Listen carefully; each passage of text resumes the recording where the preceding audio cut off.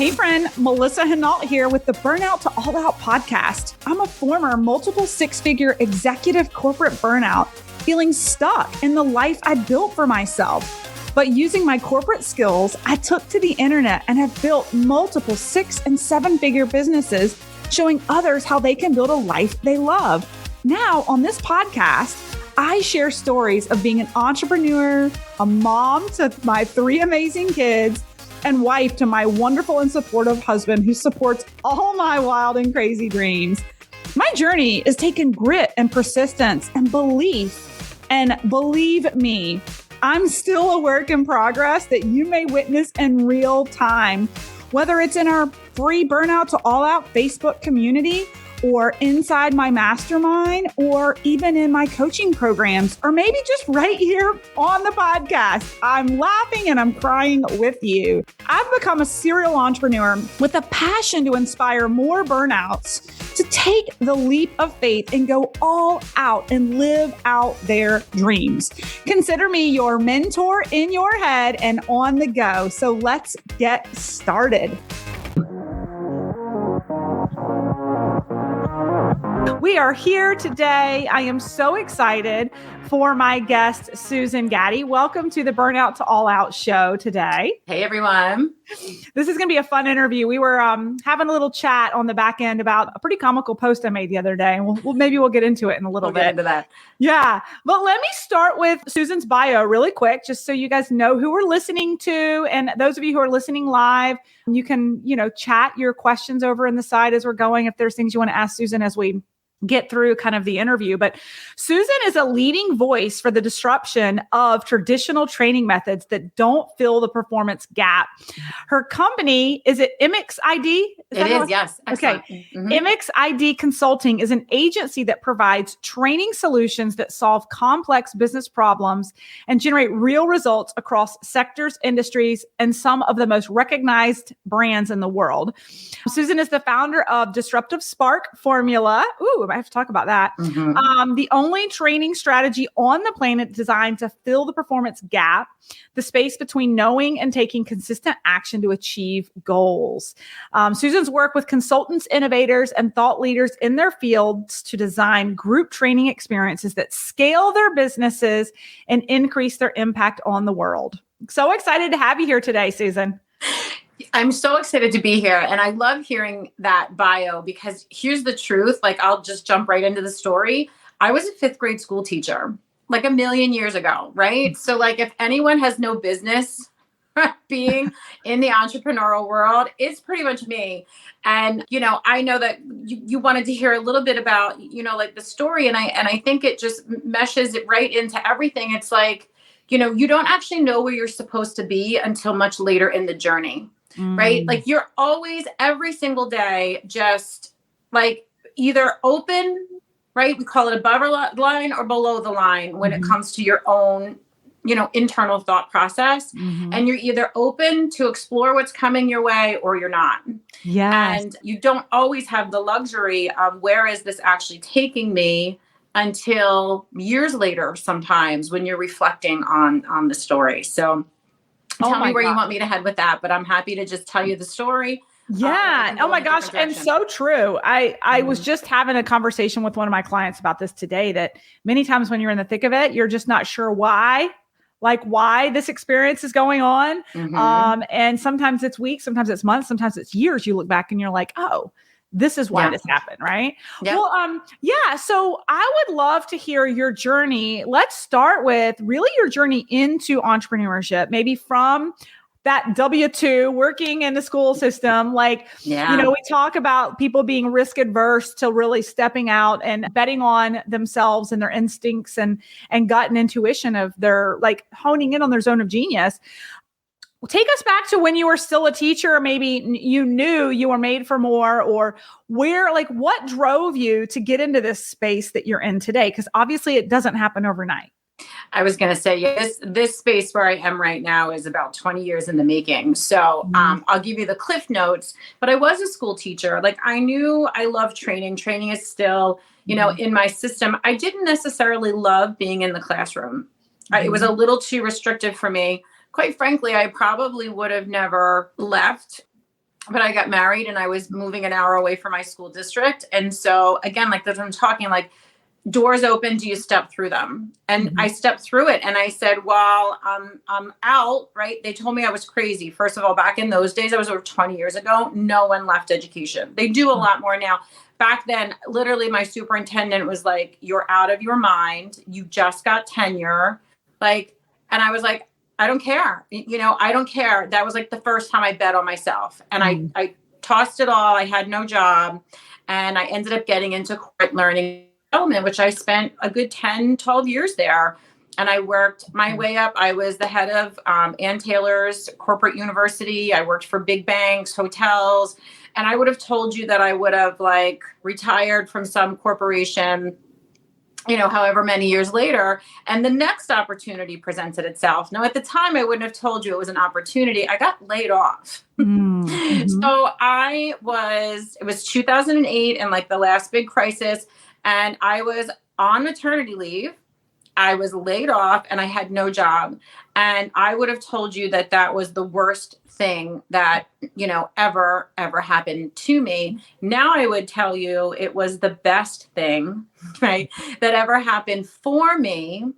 But it wasn't like a logical step to where I am today. So that was 2008. I've owned a business since then, but for probably a good 8 or 9 years, I would have told you I wasn't the accidental entrepreneur. And I was a really good extra set of hands. And at the time, I had my kids, I had another child, they were young. Like it didn't matter to me. It was really all that I needed. But ultimately, as my kids got a little bit older, my business started to get a little bit better. I started to get, make more money. And I had a moment with a friend of mine. I think you'll love this conversation too. Because again, it's like you don't realize you were actually supposed to be there. So I had this operating system that it was an accident. I was here. It wasn't on purpose. It wasn't by design. It wasn't the thing that I was meant to build. It was an accident, right? And I don't come from a family of entrepreneurs. There was no background or connection for me to like realize that this is the thing. And so I kept applying for senior level corporate training positions. And we'd get like to the end of the interview and I'd say, well, now mind you, I'd been home now for like 9 years, like in my own schedule. And I'd say, well, my son gets off the bus at 3:00. Can I be home for that? And they were like, no. And I was like, then I can't work for you. Like I kept like so many, I kept thinking this was where I was supposed to be. And, the universe kept telling me it's not. And finally, a good friend of mine said this, and I think about this all the time. She literally said to me, stop applying for jobs. The universe, you're confusing them. They don't know what to bring you. Do you want to be a corporate employee or do you want to be a business owner? And I said, I want to be a business owner. And that was the switch. And from that day forward, I stopped calling myself the accidental entrepreneur. And I gave myself the title of CEO, which brought a whole new, new level, same devil. It brought a whole new set of strategies. But, ultimately, I think the big takeaway around this story is what you think of yourself, what you believe is possible for you, where you think you're supposed to be, as opposed to just being a little bit more open and receptive to like the nudges and the things that are coming your way. It's so easy for me to sit now and say, that was the best thing that ever happened to me, getting laid off, right? That was the best. And, this was the best thing. And that was the best, because all those things led to here, to being able to say all the things that you said about me. And I know that there's even much more to come from that, but it's always the shift in you first that pulls the business, along behind you. So, oh my gosh. Right? So true. I mean, what you just said about the shift in you that pulls the business, it's funny. Yep. My audience kind of knows, people who follow me enough know my story of just the first business coach I ever invested in. I thought I was getting a business coach. And within, moments, it was all about mindset and really changing, and reframing where my mind was today and what I truly thought I was capable of. And so it's funny because we talk about that a lot. So good. You had a really good one because it's always mindset before mechanics. Like you have to expand yourself. I love to use the word your audacity to believe. So your belief about what you can have, what you can do, what's for you has to grow so much bigger. So there's space, right? To move up behind it. And if you're not getting that in your programs, you're really fighting an uphill battle. You're really just fighting an internal struggle. Because unless you believe it's for you, unless you allow it to happen for you, then you're constantly almost like pushing away the level of success that you could have. Totally. Because you don't think it's even available for you to go after, right? Correct. Oh my gosh. I just did a little story in Insta stories this morning talking about this. I am obsessed with being the dumbest person and brokest person in the room. And I love that. Right? I'm starting a brand new mastermind today that I paid a fortune for. And the mastermind that I started last year, I felt like I paid a fortune for. And it's like every year that I feel like I'm at my ceiling, it's time to make that ceiling the floor, right?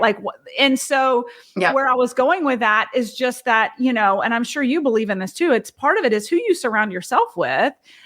Inspire. It can either intimidate you or it can inspire you, right? And I choose to be inspired and I invest to be at the table with people who are inspiring me to believe in a future version of myself that doesn't even exist today. Yeah, such a thing. Like there's so much value to being, I love your word, like the dumbest, brokest person in the room. Like because you have to expand first and even understand like what is possible, right?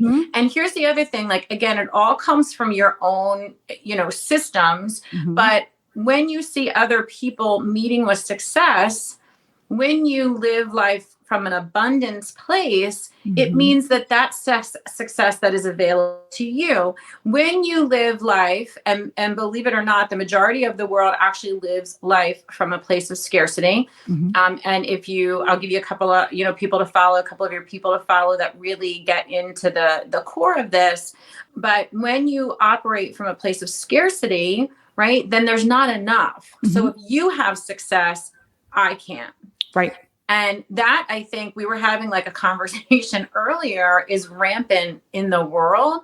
Yes. And it reveals itself, especially in the entrepreneurial world, or even like celebrities. Like, we want to put them on a pedestal and believe that they are like, not human for what they've accomplished, but they're just us. They just didn't stop. Right? Yes. People, succeed or fail based on their view of it and whether or not they're willing to keep going. It's like sort of the whole basis behind, the training strategy. And I'll tell you, it's like, so again, like training is not new to me. I've been running training forever. I was like the top consultant at Clarity. Like I said, I've worked with probably every major brand you can think of. And I would have told you that I created the best training programs on the planet. And then I hired my first coach, and she showed up with nothing more than like a video of her talking, right? There was nothing structurally sound about anything she provided me, but she blew up my world. And I was like, oh my gosh, and I left that experience saying I've made, 100%, profit in my business because of this. I sleep at night. Like when I first started calling myself a CEO, I did not have the mental schematic for that. I considered myself to be a fake and a phony. And I spent all day long, pasting this image of myself that I wanted to be, but didn't feel like I was. So there were so many things getting in the way, and she just cleared all of that. And it was life-changing. And I looked at my programs that I thought were the most amazing thing that I ever created. And I'm like, not a single one of my world-class programs have ever accomplished this. Wow. And that's how we got to the disruptive spark, because knowledge and information and expansion are amazing. right? But the purpose of like masterminds and things like this is that, we say you're one resource, one person, and one skill away from anything you want in life. Yes. Yes.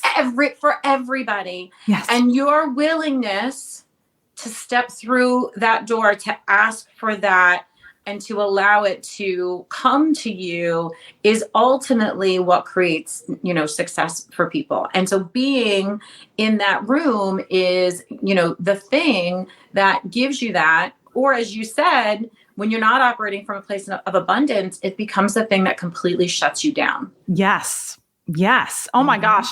So true. And it's so true. I remember when I first launched my very first business with my LinkedIn coaching, I remember I was some girls that I was friends with who were trying to do something fairly similar.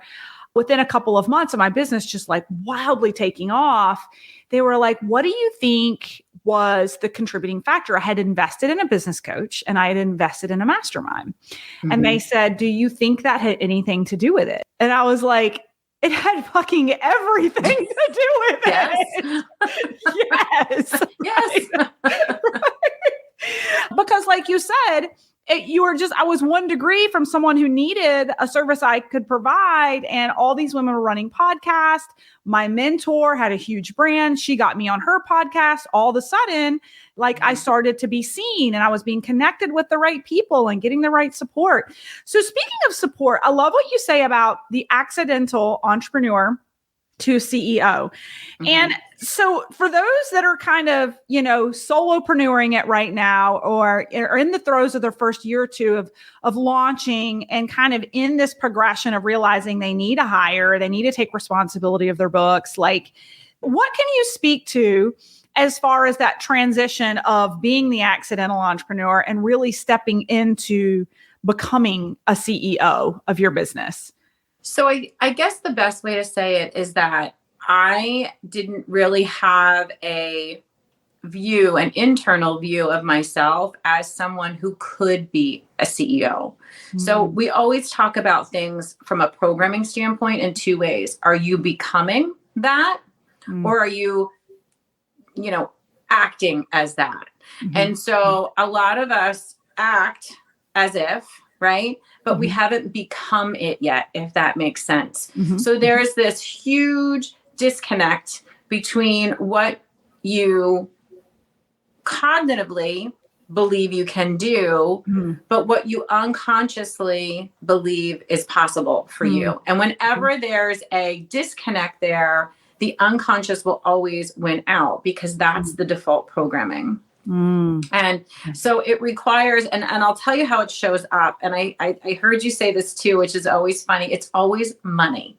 I believe that money, especially in the entrepreneur world, is sort of the telltale sign of how much you believe in you. Because making investments at any price point, right, is an investment in you. It's faith, it's belief that I am so worth it. My idea is so worth it. My future self is so worth it. My everything is so worth it that I'm willing to put hard-earned cash on the table. And the first coach that I ever worked with, it took me, I don't know, God bless her. She's like in my heart forever because I couldn't pull the trigger.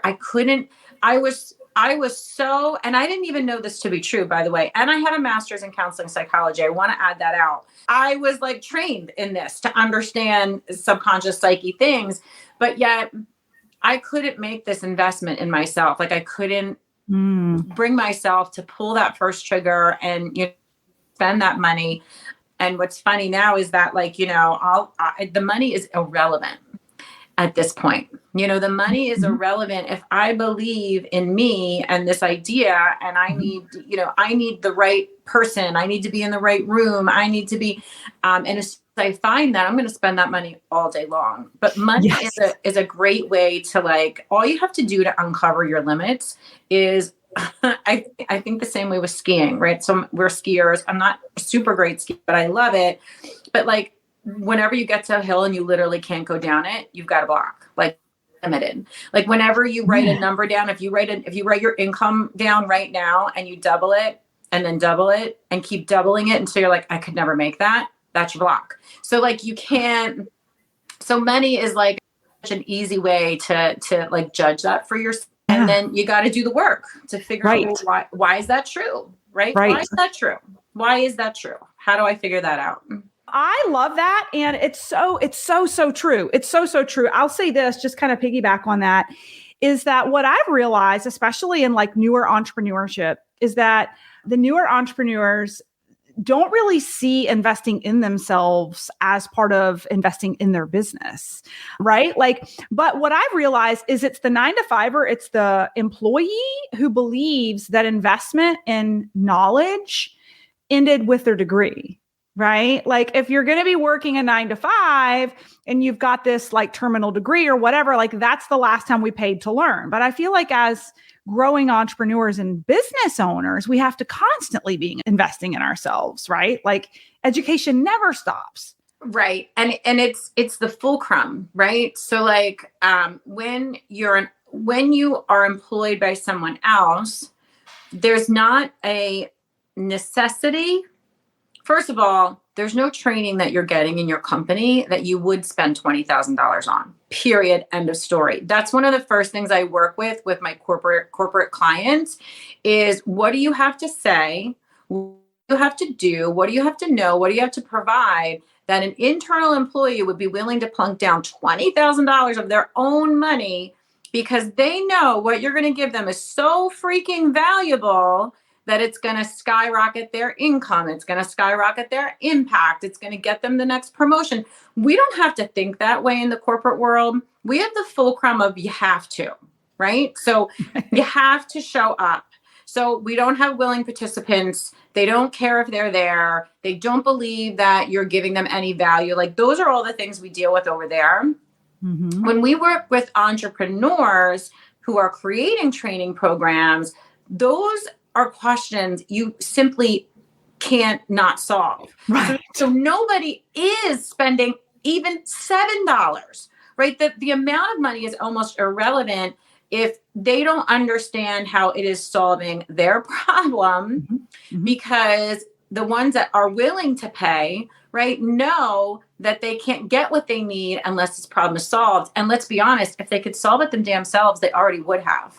Exactly. So they are looking for you, like those of you in the consulting roles, coaching fields, your people are out there actively in pain, desperate for you to figure out what their problem is and solve it.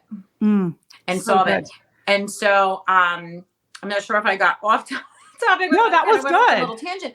But like, if you're making an investment with your money, it better be solving a problem you can't solve for yourself. Totally. Yeah. Yep. And if you're creating a program, then it doesn't matter what you're offering. What matters is you can connect with someone and have them understand that they get what your problem is and that you do have the solution.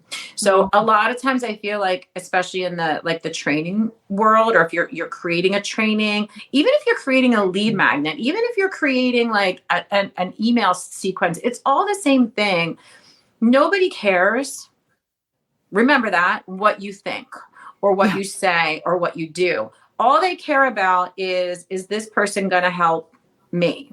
Right? Yeah. And not even in a condescending way. It's just how we filter information until it speaks, right? So one of the things that I think newer entrepreneurs, I'm sure you teach this as well, is that, they want to talk all about their solution. You can't do that to meet people. You can only talk about what is the problem. Right. Oh my gosh, you're speaking to my soul.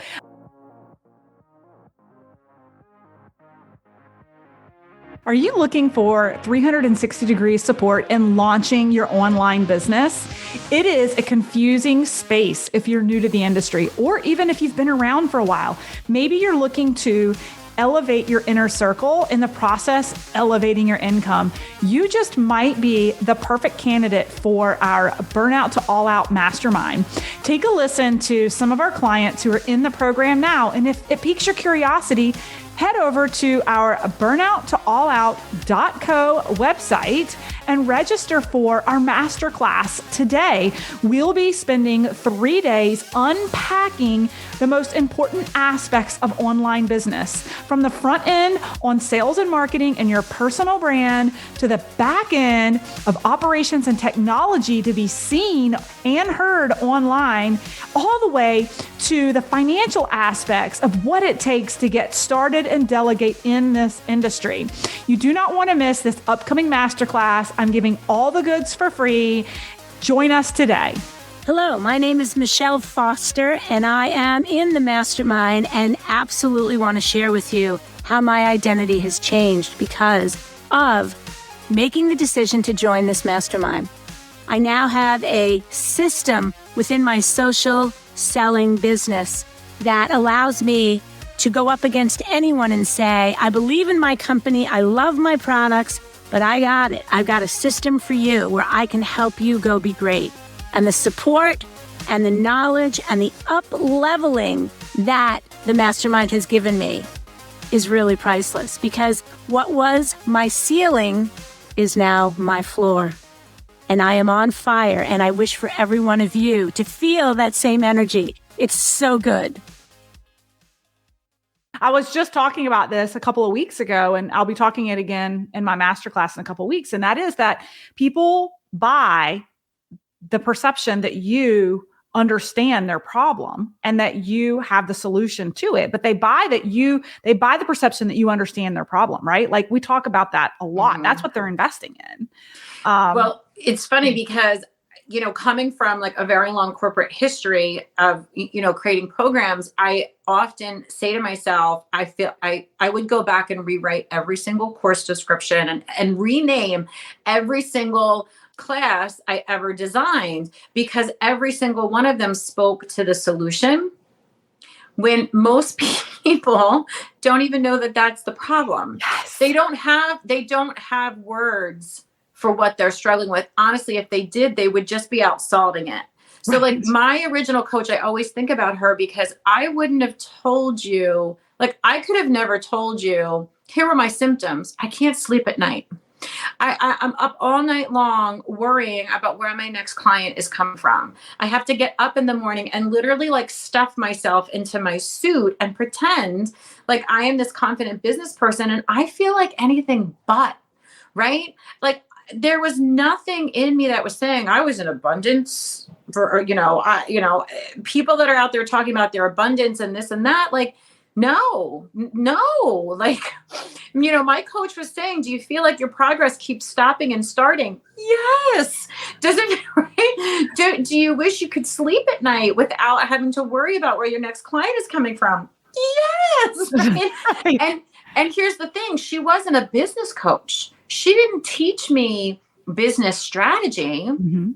I wasn't even ready for that. I ended up hiring, I just needed to be someone who believed that they could run $1 million company, because I didn't believe that. Mm. And once I did, then I could get the skills and the strategy and the tactics and everything to push myself, forward. Right. Oh my gosh. Such goodness. It really does all come down to mindset and what you truly believe you're capable of, right? Yeah.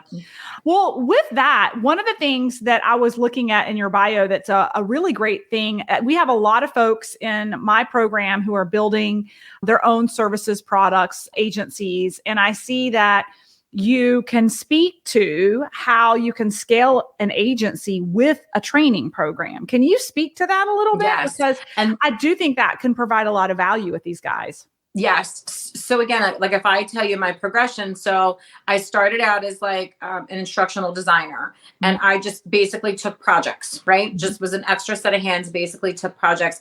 I grew that as far as I could, but at some point, I didn't even like the projects I was creating anymore, because I didn't really believe in their value. And I wasn't coming in at a high enough level to influence the people making decisions. So, and the other problem is when you're just working on one client to one client and you're working the one client, you max out on time. So I really only could take 1 or 2 clients at a time, before I was working 7 days a week, all night long.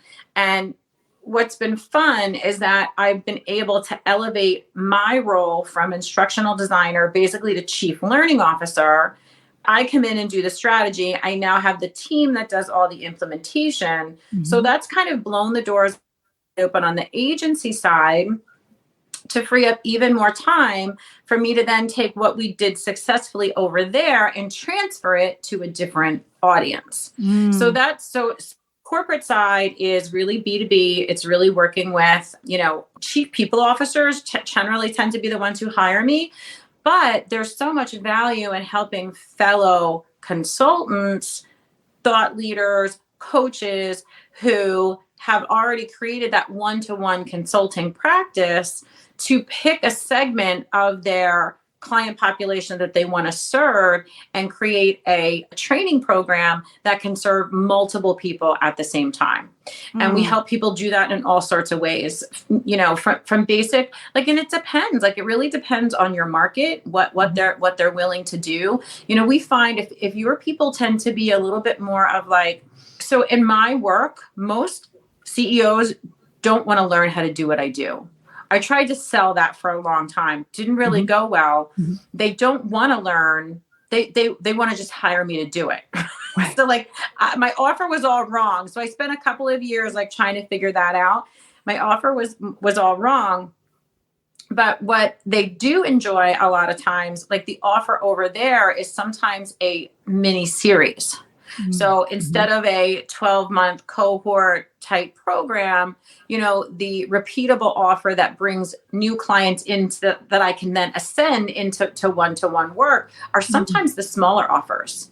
So we say there's really 3 different offers you can be thinking about. There is I think what most people think about is that kind of middle of the road flagship that tends to be a little bit longer of a program, 6, 9, 12 months, where you're serving as many people as you want to serve. I know you have something, very similar to that. It's really effective, especially if your audience is willing to do trade time for money, right? So they don't have the money to hire you one-to-one, but they can get you and your team. It works exceptionally well. But, where I think people miss opportunities is that they don't add the ascension. And that could be so a lot of coaches, I'll do this with a lot of coaches. So you might not want to give up your one-to-one practice. I like my one-to-ones, but again, I'm maxed out on time. So can I put them in a mastermind group where now they're getting a different level of service, right? And you're adding income streams, or you go the other way. So an ascension program is, what can I sell or give or offer as a service already to the people that know and love me and have spent money with me? Because that's a place people leave money on the table all the time, all the time. And quite frankly, it's the easiest sale in your business. The first sale is always the hardest sale, but people that know and love you are more likely to, repurchase things for you if you offer it. Right. So it's always the offer, right? So right. You can do an offer for that group. You can go the other way and use training as a way to connect with even more people that you pull into privates or you pull in, to a group. But we teach, actually, this might be really good for your audience, but we do teach them a very simple strategy called the calling card. So it's how do you take the 15 minutes of your genius that solves that one, I always think of the lion with his thorn in his paw. And if you could just pull that paw out, they would love you forever. Right. And it's so simple. We almost always miss it because we think it's so ridiculously simple that no one would ever buy it. And they do all day long. You can sell it. You can offer it for free. You can put it on an automated drip. There's a million ways to do it. There's no right or wrong way, but it connects you to an entirely different population of people that now know and love you, that you can ascend into other programs. So training across the board, once you have tried and true processes that work, is the easiest win in your business. Yeah. Oh my gosh. So this is all really relevant. If you don't mind, I'd love to kind of, for my audience who's a part of my program, we can use this as an example of what this could look like and how you guys can build out your own. So many people who are even in my academy or in my mastermind came in because I have a free 30-minute checklist on how to crush LinkedIn for 30 minutes a day, right? Yes. Like Yep. everybody just wants like some simplicity in the chaos, right? And so we put that out there to the universe everywhere on ads and Facebook groups. Like whenever I speak, people can opt into it. So you get people's email addresses from, like you said, Susan, like all walks of life. Like you've really spread yourself out.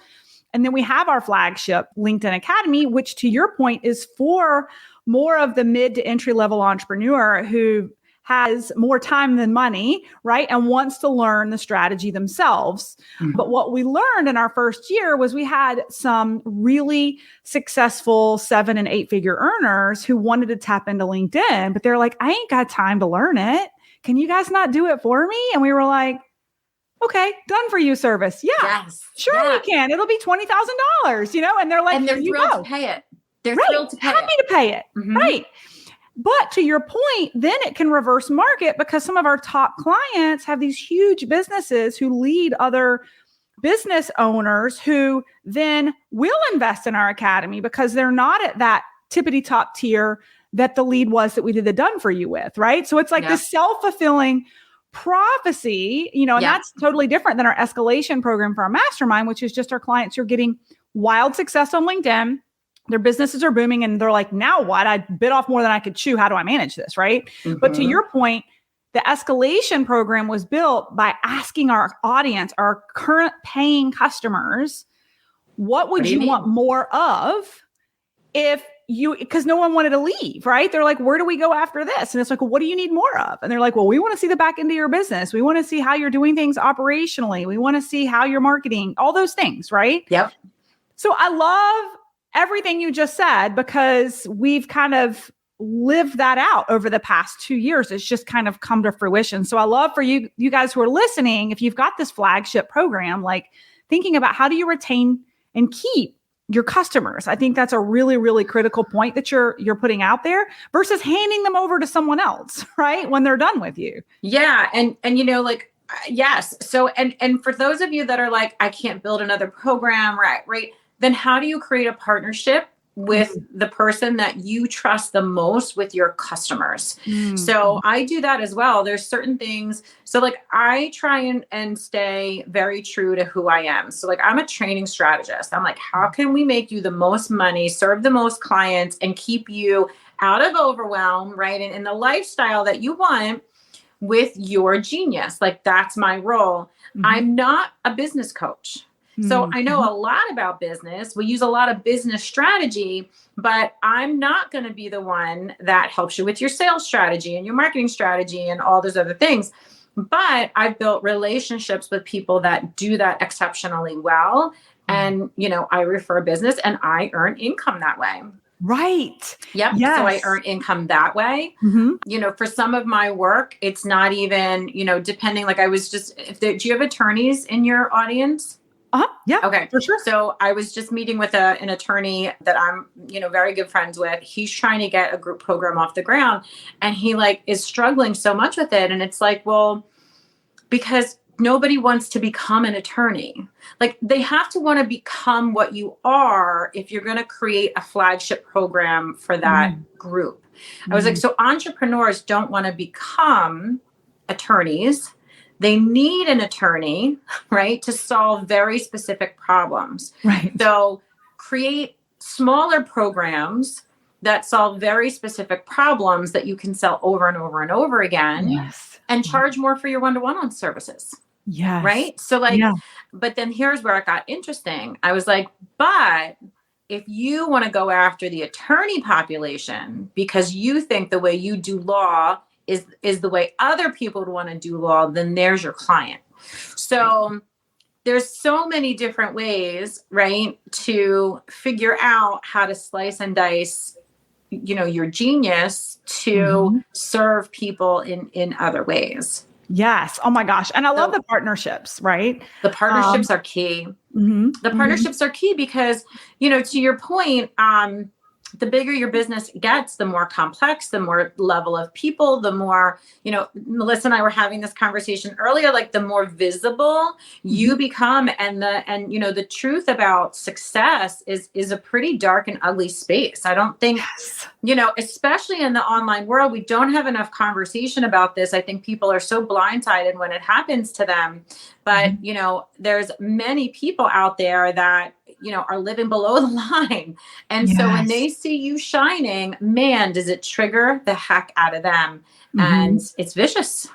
Yes. Oh my gosh. We were talking about this before we popped on. For any of you guys who follow me on Facebook, and if you don't, you're going to go look at it now. I made a post a couple of weeks ago, literally with me giving the middle finger out to these really just mean people who are so scarce minded that are just busy trying to tear me down instead of staying in their own swim lane and focusing on building their own businesses, And by the way, don't you just feel like saying, why don't you call me and ask me what I've done? Because I'd be thrilled to share it with you. Like that's the other thing, right? Like successful people are almost always more likely to pull down and and reach down because somebody most likely did the same for you. So what 100%. People don't understand, right, is that if all you had to do was say, how'd you do it? Yep. And you could be, remember, your one idea, one resource, just one little nugget away from like finishing your Rubik's Cube and getting yourself off to the races, and they won't walk through that door. No, you're right. And there's so much inner work that needs to be done for those people, right? Yeah. And so I've grown a lot myself over the last 2 years, and it's been an interesting journey, but I've come to a place where I truly and authentically am no longer like, it doesn't make me mad more than it makes me sad for people that have to live that way, right? And knowing that if they could channel that energy in a more positive light, they would be so much more successful. But then also just knowing that whatever's going on with them inside of them, that they don't feel like they have control. So they're trying to control their external world the way that they can and they know how to, Yeah. And that's such a beautiful representation of grace and compassion. Probably another reason that you're super successful in your work, because, if you're going to be a coach, if you're going to be a trainer, if you're going to be an advisor, listen, you are going to be privy to people in their worst, right? At their lowest, at their least amount of belief. And they fully need to embrace that you are there to like be that safe space and want the best for them and be willing to, walk with them in the tough moments that, get them, over those humps that they need to get over. I mean, that's part of what makes program owners extremely successful is the level of grace and compassion that they've cultivated, for other people. Oh, I love that. Because remember, it's never the information, right?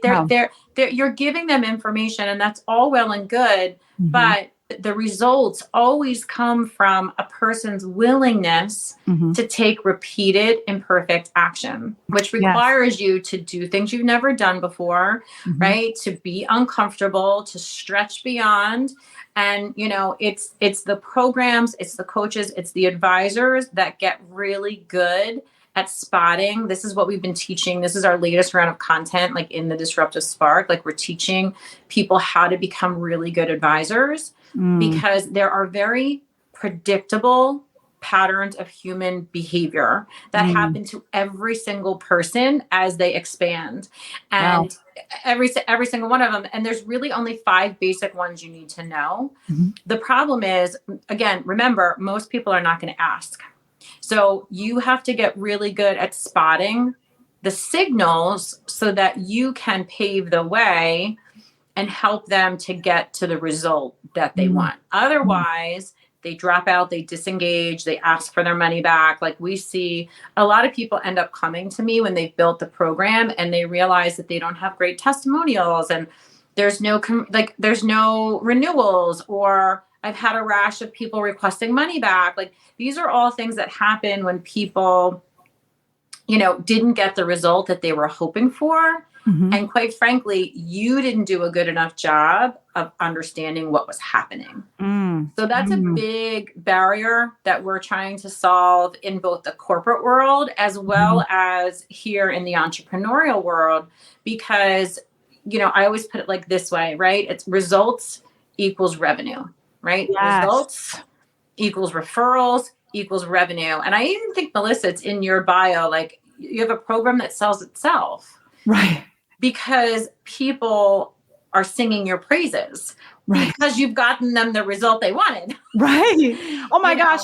It's so true. I'm so glad you said that, but it's true. Like I tell people during our launches all the time, look, I could just sell you this course. We could just package it on demand and sell it for like $100. The problem is there's no transformation. Correct. And there's no one there to hold you accountable and to move you along when you have those wall kicking moments. It's the coaching. It's the feedback. It's the live audits. But to your point, the reason we do all of that is because of the feedback along the way of like, how can we serve our clients better? How can we keep moving them along? Like when our clients start to get quiet, my team checks in on them and pulls them back in, right? Because there is no better way to sell a program than through your clients who are crushing it because your program works. I will take that over Facebook ad money any day of the week. Any day of the week. Yes. Any day of the week. And we know statistics, prove, a client that comes to you from a referral as opposed to cold traffic will close quicker. Will much close higher less close phone rate. calls, right? Yeah. You'll close those all day long. The newer people, you've got to do a lot of extra work to get them even to a place where it's a possibility. So that's such a huge thing. And I want to share something else that I think most people don't know, because this is like my pet peeve, like coming from like a training perspective. The whole world is out there buying Kajabi and Thinkific, which there's nothing wrong with it. They're phenomenal containers. They make life easy. But there's a belief that if I take everything I know and I throw it in recorded videos and I put it up on Kajabi, that it's going to sell like hotcakes, right? And it's going to get people big results. Do you know what the industry average is on completion rates when there's on a completely just like self-guided with no like human intervention? Would you like to know the numbers? It's got to be ridiculously low. Go ahead and tell me. It's 10%. Yeah. See, and that's like surprised. Yeah, I am not. You know what's funny? Okay, two things on that. Number one, we recently had a client come in who had invested in another LinkedIn training. I'm not going to say who they were or what they were, but she was like, oh my gosh, I've gotten so much traction and so many leads, and I've already closed a client with your program. I've learned so much. And I'm like, well, what was different? Didn't you just invest in this other thing? And she said, well, it was just modules and I never really got around to it. She was like, but with you guys, like there's milestones and we can't move forward until we get audits on our work. It's totally the accountability. Like even as successful entrepreneurs, like they need to be held accountable in order to get the results, right? Yeah. Yeah. For sure. And here's the thing, like, we are pulled and stretched, especially as CEOs, especially as entrepreneurs, in so many different directions. Something always has to give, period. Something always has to slide. And ourselves will always be the first thing to go.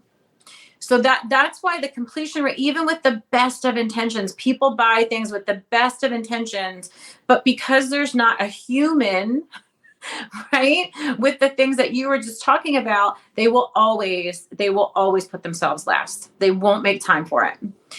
I want your opinion on this, but I talk about this a lot. It's the community that sells. It's the community that people want to stay a part of. And I coach to this a lot.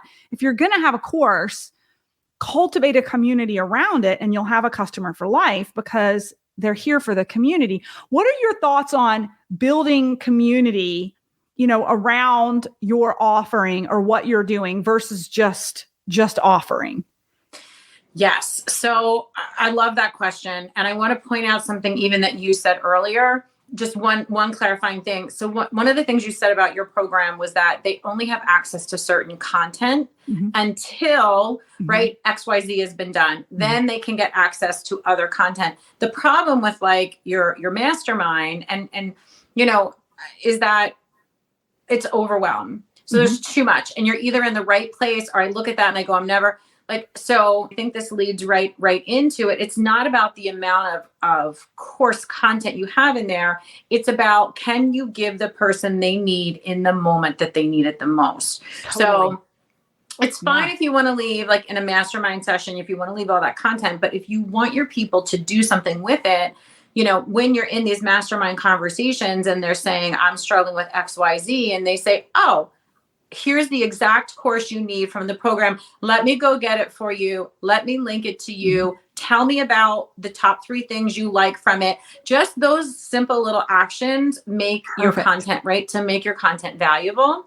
Yep. And then I think this goes right into your point around, what's better in this instance is, oh my God, the community is like priceless, right? So, yes. So the community, there's 2 things that can happen in a community. We love communities. Communities promote engagement, right? They make it possible for you to reinforce things over and over and over again. They make it possible for you to celebrate successes, and so other people can see what's happening. They make it possible to get, so one of the things people love the most is, like, if I need something in the moment, right? So when you have a community, you might have advisors that are answering questions, but you might just have, fellow cohort members or community members that are also asking and sharing and all those things. So the community is absolutely an essential space where you can create that safe place for people to see, be seen, to get support, have support. The thing you have to be a little bit careful with when you're developing your community, and this is what we always say, you really should have a dedicated community manager that's understanding the factors that shut people down. Comparisonitis is a real problem, like a real problem. And you can't, when you come into a group program, like you said, you have people at all different levels.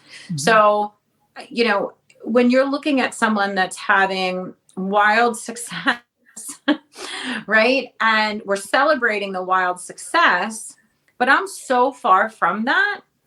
And if there's nothing to celebrate from me along the way, I am probably more likely to shut down and check out, because now I just feel bad about myself. Right. So I love communities, but what we've noticed in helping our clients to manage them for ourselves, you have to be really careful about these top 5 things. Comparing yourself to others is one of them. So, like, before, we might celebrate, someone that got like the biggest sale. We don't really do that anymore. We would really probably more celebrate like the percentage of increase from this one to that one. Right. So it's not about how much money someone else, it's really about where was your baseline and how are you getting yourself above baseline. And when you talk in those terms, it's an even playing field for everybody. I love that. And that's good advice for everybody who's running programs that's listening to this. Susan, this has been such a good conversation. I know that you guys are taking some really good notes on this. I know we're wrapping up on the hour. Where can folks come find you, connect with you, and all the things? Yes. So I'm really active on LinkedIn. So if you're on LinkedIn, it's my name, Susan Gatti. Come find me on LinkedIn. That's probably my predominant space. My website is imxidconsulting.com. Either one of those places, connect with me on LinkedIn. I'd love to do that. We're just getting our first Facebook group really off the ground. So it is for founders and CEOs with successful training programs. So, if you are on the journey to creating a training program, or you already have one and you're looking to elevate results, this is a great community. We have a lot of real conversations just like this. Like, what are the things that you thought were going to work and didn't? And I spent this money and this didn't happen. And what am I facing and experiencing? We do, a lot of that.